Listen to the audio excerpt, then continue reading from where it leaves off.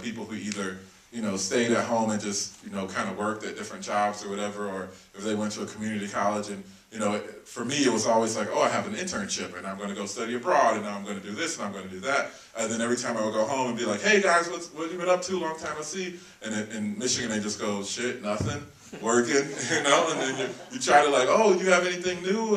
Where do you want to go with your company? And it's like, I do the same thing and I go in and clock out and that's what I do. Like, I'm going to go smoke now, quit talking to me.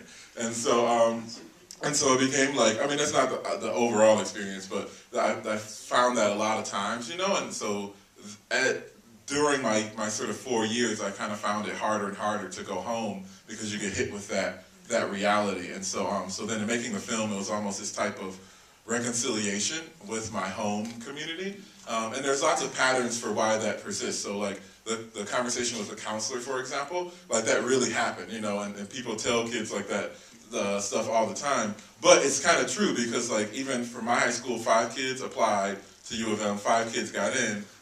One girl got pregnant and had to go home. Another girl had financial issues and had to go back home. The 3 of us that graduated, we ended up getting jobs and working, and none of us moved back home, because you don't move back home with a degree and student loans to pay off, and you chase a job, like everybody else. And so then the people that they see at home, at the grocery store, at the homecoming game, are the people who failed out and dropped out. So that perception that, it's so hard to go and be successful, it persists, because those of us that are out and doing things, we're not sitting at home on the block anymore hanging out because we're trying to pay the bills and pay off those freaking student loans and interest rates and all that stuff. If it's any comfort, you hit on a core, I think, issue for every town in New Hampshire.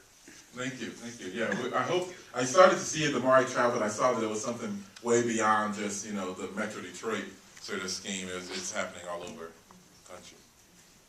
Yes, in the back.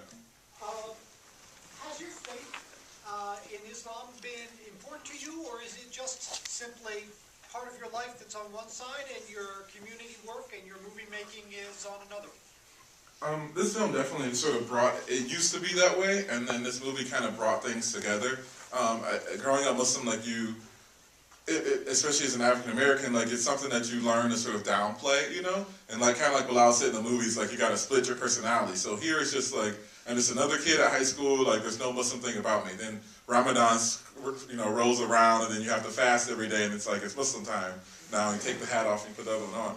And so, but for this movie, it helped me to sort of align the values that I had, in regards to my faith, align those with sort of my career goals, as well as sort of my sort of civic commitment, and civic commitment to social justice. And so it kind of brought those two things together, and it makes it easier to sort of talk about through the movie in sort of a post 9/11 world, And so it's definitely, I think, improved my faith and my connection to it, and just comfortability with it, and that people are able to see the movie but still sort of identify with the character and his experiences regardless of their background. Yes, sir. I was wondering if there was some kind of fascinating subplot that ended up on the editing room floor between the Middle Eastern shopkeeper guy and Bilal, because the relationship changed entirely between the two meetings. He really didn't want anything to do with Bilal when he said Assalamu alaikum. And then the next time it was brother. Yeah. There's a scene, it's actually in the DVD extras, of a gas station robbery. So the gas station stuff I shot initially a year after, and then a year after that, there's another scene in between those. There were 3 scenes originally, where Bilal comes in, and then this other guy comes in and tries to rob the place, and then he struggles with him and like wrestles a knife out of his hand, and then the guy runs away out of the store, and so then they kind of connected over that, but then it just wasn't working, and we took it out. It's a really horrible scene. And so, yeah, but and so that was another part of that. And actually, I trimmed down the scenes as they were, and kind of to tighten up the movie a little bit. Yes, sir. Did you say you came up with the idea of doing the graphics and the little captions after the whole thing was done? Yeah. So we originally shot in 06, and I started drawing those in like January of 09. And I had been screening the film for about 2 years at that point. And I really just felt like certain things were being either missed or like people might not have been comfortable, sort of like, comfortable sort of just with the, getting into the story, you know. And so I really wanted to, my goal with making the film, I always resented the fact that if you make a film with predominantly black cast, like, people assume that it's a movie only for black people, you know. And so for me growing up, like if I see a Forrest Gump or something, it's just a movie you go see. It's not like a white people movie or anything. And so, and then like, yeah, and then also like the subject matter that they deal with is always, every urban movie, even comedies, are always sort of dealing with such serious issues. And we're trying to hit on some serious issues here. And I really wanted it to, though, be kind of quirky, because that's kind of like my personality. And a lot of times with my family, that's kind of how life is. Like, people are just joking around, and it's not always so serious, even if you have sort of larger sort of underlying issues, financially, whatever going on. And so, so I was like, what can I do that would sort of give people a sense of what it feels like growing up, you know, where, yes, there are serious things happening, but you don't always take it so seriously. And so I wanted to increase that dialogue, so I just, one weekend I sat down and I just drew all of it and just stuck it in there. A flash of brilliance to do that. Thank you, thank you. Yes, sir. I'd like to make two comments. One is using the cartoons or whatever they are really works as a filmmaking technique in getting the audience to understand the clues that they might not, coming from a different world and in a world where people don't communicate all that well. The second thing is I'd like to emphasize the universality of what you're talking about. The about next to last block of 10 minutes, we're talking about selling out and all of that, is actually the story of one of my college classmates from 40 years ago. Except he doesn't write as well as you do, or hasn't seen it lately, didn't then. He was white. It was exactly the same story, except that he was Christian rather than Muslim. And his family was more of a composite, because there was both pride in his achievement in getting into that other blue school slightly to the south of here, and the selling out issue. And he had all the same feelings that you describe in the movie and afterwards. And I'm sure it applies to thousands of other people.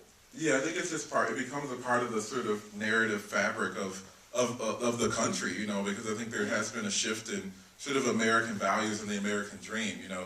Growing up in Metro Detroit, like, there was a ton of honor in getting a factory job and being a part of that whole movement. And you could get a really nice house, and you could have a cabin up north, you know, and you could have a nice car and support your family. And there was nothing sort of looked at as sort of lower class about having that job, because there was a level of responsibility and hard work and those values. And so with our generation, it's like that's not even an option anymore. Like, people are fighting constantly to keep their jobs at any of the auto things. So then, like, even though culturally those values of hard work and commitment and supporting your family, and even notions of masculinity and femininity that have been associated with this whole sort of cultural revolution, for us it's no longer applicable. So it's like you're in different circumstances, but the values haven't yet shifted to meet those circumstances. And then just like I said, the American dream, like, it's just different for every individual, you know. And so whenever you do break away from something that has maybe traditionally been a part of your family's sort of history,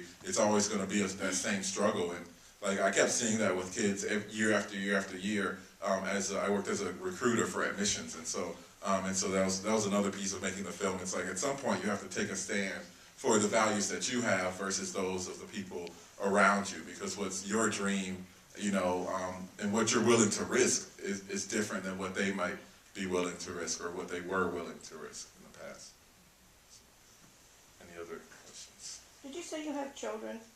No, I have students. I don't have. I call them my kids all the time and Well, I was treat just them wondering likewise. because, you know, kids are watching. They're like sponges. They don't say anything, but they're watching you. They're taking it all in. Belial's sister, you know, you thought sided with the mother until she said, what about when it's my turn? Because she was in that phase of trying to decide what to do. So how are we going to create that cultural paradigm shift if people who are successful like you don't go back and show that you're successful? No, that's a really good point, which is why when we made the movie, I went back and started the youth program at the high school that I used to go to. And so all the kids that you see kind of in the end of the movie, we had a bunch of students who we worked with 4 high schools, and then we teach them life skills through the filmmaking process. And so worked with my old high school I should have went to had we